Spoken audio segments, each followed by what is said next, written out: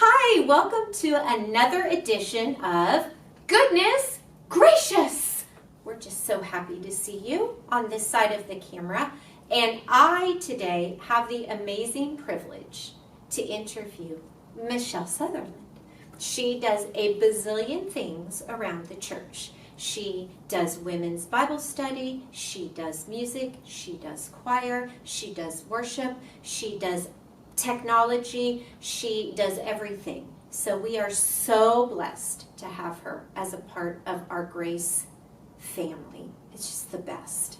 So anyways, today in this edition of Goodness Gracious, we're going to get to know more about Michele. And I know you probably all know her much better than I do, but still, I want you to get to know her. So welcome. Thank you. We're so glad you're here. Yes, just for being on this side of the camera. That's right, I know. Well, okay, so now what I'd like to do is start with you telling us a little bit about growing up, when you came to know Jesus, Okay. and of course you have to include the fact that you're going to be a grandma Oh, yes, pretty very soon. Okay, Very soon. so I grew up in Oxnard, California.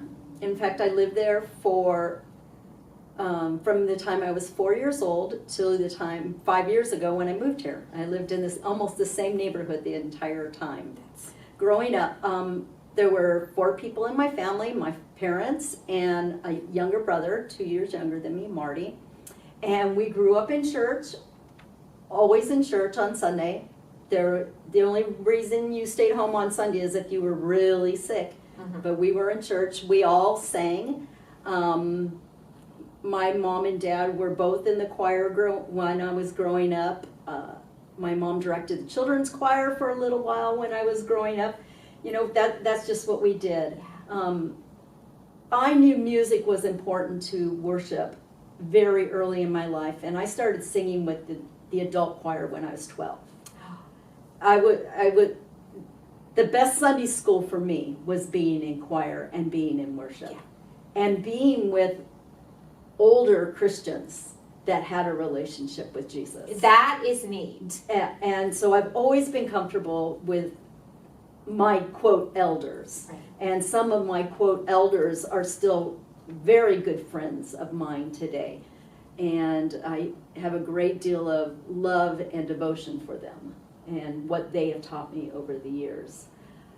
My brother played instruments and sang. My mom sang and played guitar. As you know, if you've seen her podcast, Wanda Jukes. My dad was the song leader in worship every Sunday. Song leader? Yeah, he was a song leader. And he did that almost up into the time when he passed away. And that's been almost 20 years ago now that he passed away.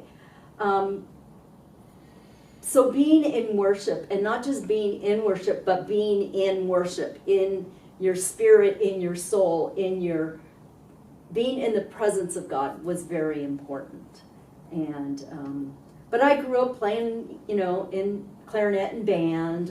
I was a drum major in high school. Oh, neat. So I was out on the football field, and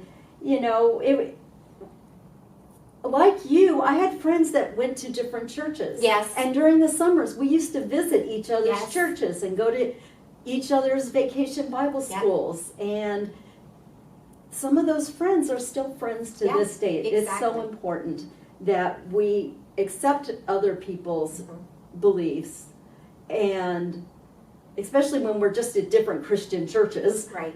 and that we can accept them for who they are and they accept us for who we are, and we're just friends. Right. It was great fun growing up in Oxnard, and Bluebirds and Campfire Girls and all that stuff. Exactly. Yeah. Exactly. So fun. Yeah. And I loved that too, about being able to go to other churches to see different styles of worship. Mhm. And hear different ways of preaching and different ways of doing worship, but knowing everybody loves Jesus. Yeah. That's what it's all about.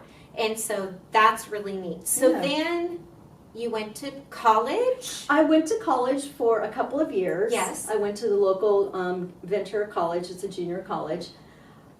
At that same time, I was falling in love with my husband. Yes. Those last couple of years in high school and my first year in college, I was really falling in love with him more and more. And we got married and I quit school. Yay! sometimes I regret that I didn't continue my career, but God had other plans. Right. And I totally believe that God had other plans. I got married, we got married, and I started working in business, because when I was going to school, I took music courses and business courses, because that's what you did. Right. Because if one doesn't work, hopefully the other one will. Right. Right. So I've always done music and business through my whole life. We got married in 1980, so we just celebrated our 40th anniversary this year. You probably saw our picture with our masks Yes, on. that was great. And we have 2 sons together. Patrick, who is still in California and getting ready to be a father, so we're looking forward to June of this year when we're going to be grandparents. Yay! He got married a few years ago. And our other son, Michael, lives in South Dakota, and he drives for FedEx.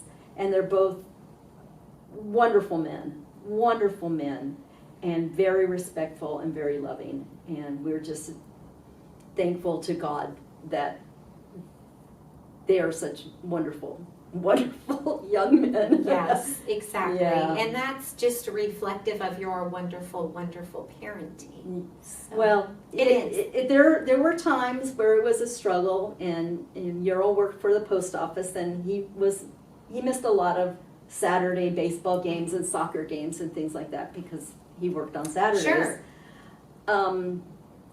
But my career allowed me to stay home for 40 years. So there was a time when I was a stay-at-home mom, and I loved it. But there was a part of me that was missing being out in the world and meeting other people. But the women at our church that had the Women's Association at the time, they Sure. were all, for me as a 20-something, they were ancient, they were probably in their 50s, which is Right. what I am now. But it's like, they loved me, they supported me, they shared their stories of being stay-at-home moms and what was important, what battles to do battle fight. and which ones to just let go, because Yep. when you've got 2 boys, there's going to be some battles that aren't worth the fight. Right. And but they were great boys. They really didn't fight that much, but there were times where it was very Yeah. hard. Yeah. Yeah. I did the same. I Yeah. sat out, I taught 8 years and then had Abby. And so sat out 10 years with my kids before I went back full time. Yeah. And just, you miss it. I mean, Yeah. I loved being home with the kids. But when Abby was in 5th grade and Sam was in 3rd grade, then I went back full time. Yeah. And just to have those friendships and those relationships too, but to have that kind of precious time at home. Oh yeah, amazing precious time. Yeah, and how fast that goes. Oh, yeah, that yeah. amazing little precious time. Yeah. So I totally understand that. So when do you feel like the Lord was really leading you to do all of the wonderful things you do in the church? Well, about 20 years ago, the church, Westminster Presbyterian Church in Hueneme, I was on the session, and we had written a new statement of faith for our church. And I still have this piece of paper because it means a lot to me, and I'm just going to read it. Our mission statement at the time was preach that Jesus Christ is Lord and worship Him, teach and live a life of obedience to the gospel, and reach out to the community and the world in love and service. And that was written in 2000, and that has had an impact on my life ever since. Even when the church would go through transitions, a new pastor, that statement, that mission statement has just continued to have resonance in my life. And because our lives are more than just coming to church. Our lives are preaching through the way we live, Right. preaching through sharing the word. Our lives are teaching through the way we live our life, and teaching through getting together with people and studying the word, Right. and reaching other people by being together with one another, whether it's in a defined ministry of the church or you're just with people out and about. Right. And it just has become who I am. And the Lord has convicted me to be involved in the church. I've been choir directors, I've been a children's choir director, I've been a children's ministry director, I've been an elder, I've been a treasurer, whatever the Lord needs me to do at a particular time.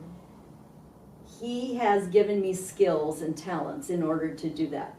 Now, I've never had any huge programs. He uses me in the local church to love the people and to worship Him through the people that are around me. Because it's important that we worship. If you don't know that about me by now, it is so important that when you're in a worship service that you are worshiping. Yeah, that's exactly right. And you do that so beautifully. It's all about you. You just radiate God's beauty and Jesus Christ in everything that you do, and we are just so blessed by that. It's just radiant off of you. It's just the best. Well, thank you. So what else would you like to share with our lovely crowd out there? Well, as we spoke about earlier, vacation Bible schools for kids are very important. And I used to be in charge of the music of vacation Bible schools. And one of the things that will always stick with children and with us is the songs we learn in vacation Bible schools. Or in worship services, or, the Sunday school, Jesus loves me, this I know. We can all just sing that without even thinking. But there was a song several years ago that really has stuck with me. It was from, I believe, a Gospel Light Vacation Bible School that we were teaching the kids, and it was Proverbs 3:5. Trust in the Lord with all your heart. Lean not on your own understanding, but in all your ways acknowledge Him, and He will make your paths straight. We taught that to the children. We sang it to them over and over and over for 5 days. So this was probably 20 years ago, but I could still sing that song. Trust in the Lord with all your heart. Lean not on your own understanding. In all your ways acknowledge Him, and He will make your path straight. And that song and that cute little melody has been one of the other things that has led my life and, continues to lead my life. And if you can have those verses or those songs that keep you grounded and in relationship with Jesus, your paths will be straight. Yes. And when we get over this time that we're in right now, I am so looking forward to seeing you all and getting together again to sing, to praise, to pray, and to study, and just to do ministry together again. Yeah. Yes, I know. Thank you so much. You're welcome. Thank you for your time. You're welcome. It's been wonderful. Thank you for your time. And just remember, Jesus sees you. He sees you right now. He sees you and He loves you. And we love you. Absolutely. Have a great day.